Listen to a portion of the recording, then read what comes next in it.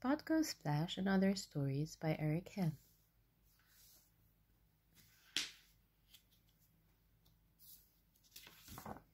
Spot Goes Splash. It was raining when Spot woke up. Oh dear, he thought. I'll have to stay indoors. I wonder what Steve and Helen are doing today. Breakfast is ready, Sally called from the kitchen. Spot loved breakfast. He forgot all about the rain.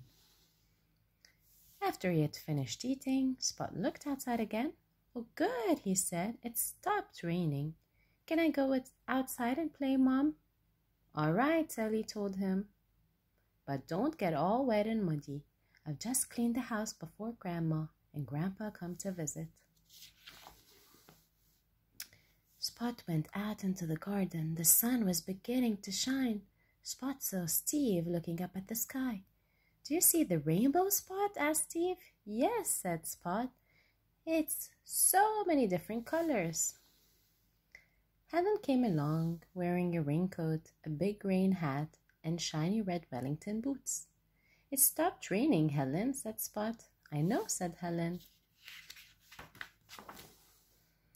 You don't need your raincoat and hat and boots anymore, Steve told her. Yes, I do, said Helen, smiling, especially the boots.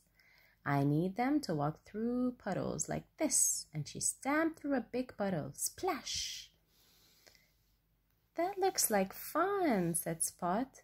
Let's try it, said Steve, and they splashed through the puddles too, stamping and shouting.